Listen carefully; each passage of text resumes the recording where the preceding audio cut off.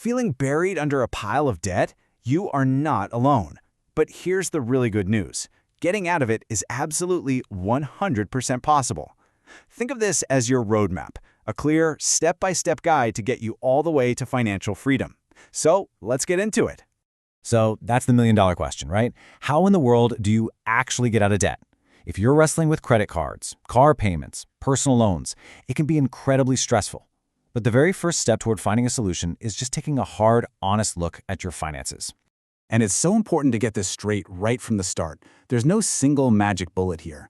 The best way to get out of debt is the way you will actually stick with. See, it's not just about the numbers and the math, it's about what motivates you, your personality, your situation. Our goal here is to help you find the path that feels right for you. All right, so here's our game plan for the journey ahead.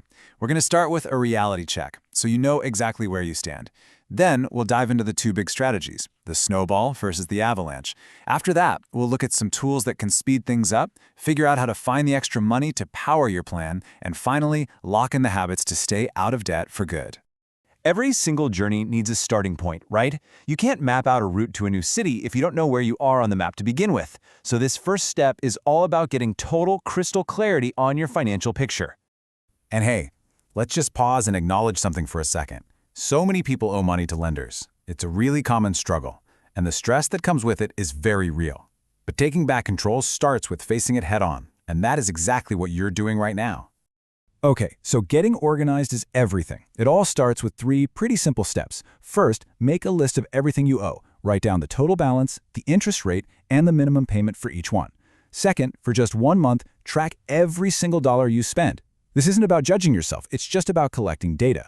And finally, use that data to create a basic budget, which is really just a spending plan that makes sure you're bringing in more than you're sending out.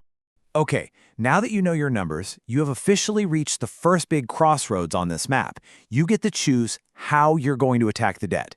This is where you pick your main strategy. And this breaks down the 2 main options perfectly.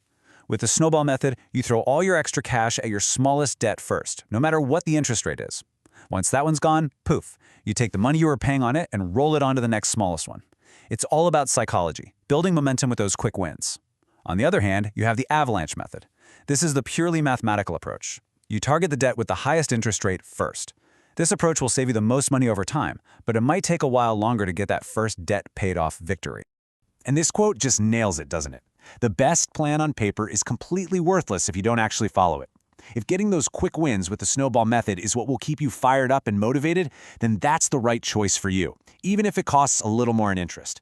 If saving every possible dollar is what really drives you, then the avalanche is your path. It truly is about psychology just as much as it is about math. So once you've picked your strategy, there are a few financial tools that can kind of act like accelerators, helping you get to the finish line a lot faster. But, and this is a huge but, they come with some very serious warnings. One of the most common tools you'll hear about is a debt consolidation loan. The idea is really simple. You take out one new loan, hopefully with a lower interest rate, and you use that money to pay off a bunch of your other high-interest debts, like credit cards. Suddenly, you've gone from juggling multiple payments to just one. But, and please listen to this, here's the critical warning. One study found that over 70% of people who got these loans were no better off financially after repaying them. Why? Because the loan itself doesn't fix the root problem. If you don't change the spending habits that got you into debt in the first place, you can easily end up right back where you started, or maybe even worse. Another tool you'll see advertised everywhere is a balance transfer card. This lets you move your high-interest credit card debt over to a new card that offers a special introductory period, often 0% interest for a year or so. This can be huge because it gives you a window of time to hammer away at the actual debt without interest piling up on top of it. And again, you have to be super careful. That amazing 0% rate, it's not forever. When it ends, the rate can jump way up. Plus, there's almost always a balance transfer fee, usually 3 to 5% of whatever you move over. And the biggest trap of all, feeling like you paid off the old card and then starting to charge it up again. You've got to have discipline. A plan is awesome, but every plan needs fuel to make it go, right? Well, in this case, that fuel is cold, hard cash. So this next section is all about how to find extra money to throw at your debt and really speed up this journey. Look, making only the minimum payments is like being on a financial treadmill. You're running, but you're not really getting anywhere because most of your money is just going to interest. the single most powerful thing you can do is pay more than the minimum. Seriously, even an extra $50 a month starts to make a real dent. Want to see where big money just vanishes into thin air? Let's talk about cars. As finance expert Dave Ramsey points out, a brand new car can lose a staggering $17,000 in value in just the first 4 years. That's like throwing a $100 bill out the window every single week, money that could have been destroying your debt. And that's not even the whole story. On top of that drop in value, the average cost just to own and operate one car is over $9,000 a year. Think about that. For some households, even just thinking about becoming a one-car family could free up a massive chunk of cash to throw at your debt. Now let's talk about a little brain hack. Studies consistently show that people spend at least 15% more on pretty much everything when they use a credit card instead of cash. There's just something about swiping plastic that feels less real than handing over bills. So simply leaving the cards at home and using cash or debit can create instant savings. And of course, there are plenty of other places to find that extra cash. You can cut back on things like eating out, stockpile groceries when they're on sale.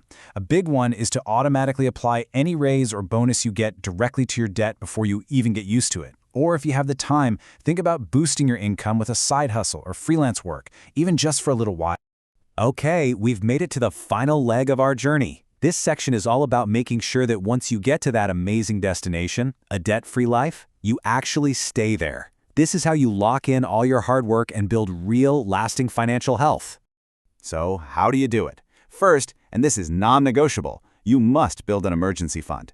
Without a savings cushion, one unexpected car repair can send you right back into debt. Second, keep living on your spending plan. Third, make paying with cash or debit your new normal. And finally, here's a great practical tip. If you're really tempted to use your credit cards, literally put them in a plastic bag, fill it with water, and stick it in the freezer. By the time it thaws, that impulse to spend might have just passed. Throughout this whole process, it is so important to stay connected to your why. What is it that you actually want? Don't just focus on the negative stuff you're trying to get away from. Focus on what you want to achieve. Is it the peace of mind you're after?